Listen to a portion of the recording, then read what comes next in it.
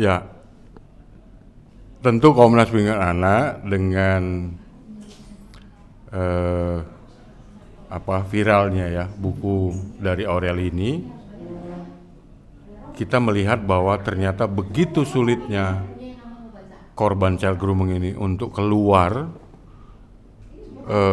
dari cengkeraman pelakunya, ya. Buku itu benar-benar jelas sekali bagaimana rumitnya, ya, menceritakannya kepada siapa, siapa yang percaya, dan sebagainya. Tapi poin pentingnya adalah bahwa melalui bukunya Aurel ini membuat mata kita semua tertuju bahwa kasus kekerasan yang terjadi atau dimulai dari child grooming ini sungguh sangat menyulitkan ya. Dan ini juga membantu Komnas Perlindungan Anak juga untuk mengkampanyekan. Sebetulnya Komnas Perlindungan Anak sudah mengkampanyekan sejak 2016. Dan sikap Komnas Perlindungan Anak jelas untuk para pelaku child grooming. Mungkin ada yang udah lupa bahwa kita pernah menangani dan mempolisikan Syekh Puji. Ya, artinya Komnas Perlindungan Anak sangat melakukan upaya yang maksimal untuk para pelaku child grooming. Syekh Puji itu kita polisikan, ya. Waktu itu dia menikahi anak umur 7 tahun, yang mana tentu dimulai dari child grooming. Karena bagaimana mungkin anak usia 7 tahun yang belum matang tentunya, masih anak-anak, pastinya itu ada bujuk rayu di situ, tipu muslihat di situ, mungkin mendekatinya dengan juga ada iming-iming katakanlah, karena Syekh Puji uangnya banyak misalnya seperti itu. Itu jelas kasus child grooming dan Komnas Perlindungan Anak pernah mempolisikan sampai dia akhirnya masuk penjara. Lalu kemudian kejadian lagi sebetulnya. Ada Syekh Puji lagi menikah lagi umur anak 12 tahun kalau nggak salah. Baru setelah itu ada nikah lagi kalau nggak salah. Ada usia anak juga.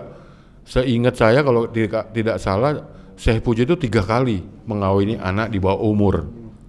Tapi di fase yang kedua, ya polisi menyebutkan tidak cukup bukti pada waktu itu. Itu artinya menunjukkan memang pelaku child grooming atau kasus-kasus child grooming ini masih sulit sebetulnya untuk dilaporkan bahkan dipidanakan. Tapi selain kendala di penegakan hukumnya, mungkin kendala waktu untuk Aurel khususnya ya pada tahun 2010, adakah kendala lain seperti mungkin komunikasi Pak antara ibu dan anak ini? Iya, kalau kita baca bukunya Aurelia, ini tanpa bermaksud untuk mempersalahkan ya, tapi kita ambil pelajaran dari kasus ini. Misalnya ada komunikasi yang kurang terjalin dengan baik, kurang terbuka ya. Sekali lagi tanpa bermaksud untuk mempersalahkan orang tua Aurelia, karena hari ini pun sebetulnya banyak di antara kita yang orang tua yang tidak memiliki waktu untuk bisa bercengkerama di rumah. Jadi waktunya sudah habis di luar, lalu kemudian kembali ke rumah, tidak sempat lagi ngobrol dengan anaknya. Disitulah anak memilih untuk gadget atau sosial media menjadi temannya. Tentu ini tidak bisa dibenarkan, dan ini Komnas Perlindungan Anak meminta bahwa hari ini keluarga juga harus kembali lagi ke fungsinya sebagai kepala rumah tangga, sebagai istri, bahwa ada kebutuhan anak yang harus dipenuhi selain dari perhatian, kasih sayang dan sebagainya, termasuk berkomunikasi. Karena biasanya anak yang kebutuhannya sudah tercukupi, misalnya dari kasih sayang orang tuanya, kemudian komunikasinya baik dengan orang tuanya, pasti akan lebih kuat untuk menghadapi ketika ada pelaku yang melakukan child grooming sama anak itu. Tentu dia akan memberitahu, oh ini kayaknya begini gitu ya. Ada orang yang mendekati saya mah gitu. Artinya ini yang harus diperbaiki di rumah kita gitu. Ada keterbukaan si anak ketika mengenal orang baru, menceritakan kepada ayah ibunya. Nah ini kan yang di bukunya Aureli beberapa kali itu di awal itu tidak sadar ya, bahkan cukup lama Aureli menyadari itu ya. Apakah Komnas PA saat ini sudah berkoordinasi dengan Kak Seto terkait hal tadi yang dijelaskan pada tahun 2010 tersebut, Pak Agus? Iya, seperti tadi yang saya sebutkan, tentu Komnas Perlindungan Anak sekarang dan kejadian itu kan udah 15 tahun yang lalu ya. Yang dipimpin Kak Seto gitu. Iya, saya dengar begitu karena saya belum bisa memastikan karena pada saat itu saya belum ada di Komnas Perlindungan Anak, dan kemudian hari ini pun kita pengurus yang baru di bawah kepemimpinan saya juga pengurus baru yang belum ada duduk di tahun itu. Saya belum bisa memberikan komentar ya tentang kejadian 2010 itu, seperti itu. Bagaimana mungkin saya tidak mengetahui cerita sebenarnya, saya mengomentari. Tapi menurut saya yang terpenting sebetulnya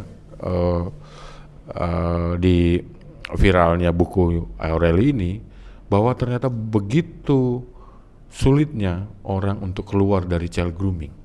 Itu poin pertama yang harus kita pahami sama-sama. Itu jadi bahan pembelajaran kita ya, mulai dari kita sebagai orang tua dan anak-anak juga sebetulnya. Yang terpenting sekali lagi bagaimana caranya menangani kasus-kasus child grooming, karena umumnya aparat penegak hukum itu baru bisa bergerak, baru bisa berjalan ketika ada sentuhan fisik. Sementara child grooming ini bisa jauh sebelumnya sudah dilakukan, ya, tipu muslihat, bujuk rayu dan sebagainya.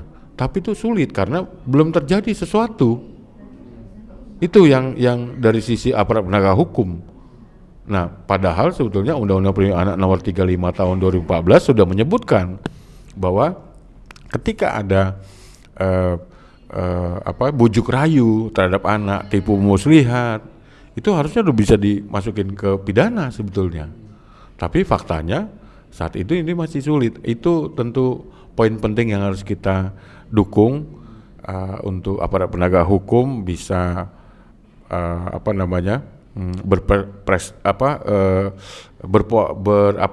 melakukan proses hukumnya itu dengan melihat kepentingan terbaik anak dan kepentingan korban sebetulnya. Nah, di sisi lain melalui peristiwa ini ya Komnas Perlindungan Anak tentu akan meminta misalnya kepada DPR ya untuk bisa membuat revisi undang-undang, mungkin harus dibuat lebih detail lagi bagaimana kalau kasus-kasus child grooming ini terjadi lagi, misalnya seperti itu. Atau mungkin dibuatkan, kalau perlu dibuatkan undang-undang khusus yang mengatur bagaimana memproses kasus-kasus child grooming ini nanti terjadi misalnya, seperti itu. Hampir sama dengan misalnya anak-anak kita yang saat ini terpapar paham radikalisme. Tentu nggak bisa diberlakukan aturan-aturan SOP-nya itu sama dengan orang dewasa, gitu. Itu yang terpenting. Kita fokus ke masalah kedepannya, bagaimana kalau kasus child grooming ini terjadi lagi, bagaimana penanganan kita. Itu yang terpenting menurut saya. Bukan dulu tuh mengapa orang tuanya begini, Aureli begini dan sebagainya. Yang terpenting bagaimana kemudian ketika ada kasus child grooming yang baru, bagaimana kita menyikapinya sehingga proses ini sampai ke penegak hukumnya. Itu yang paling penting menurut saya. maaf Pak, untuk komunikasi antara Komnas PA sekarang dengan orang tua Aureli setelah kasus ini booming ya Pak. Oh ya. Ada nggak komunikasi dengan Ya saya kita ada komisioner kita si Komnas Perlindungan Anak DKI Cornelia Agatha. Kemarin saya minta supaya dia bisa menghubungi Aureli, minimal bahwa kita berempati terhadap dia. Menurut saya itu juga bagian dari proses penyembuhan orang yang sudah mengalami child grooming ya.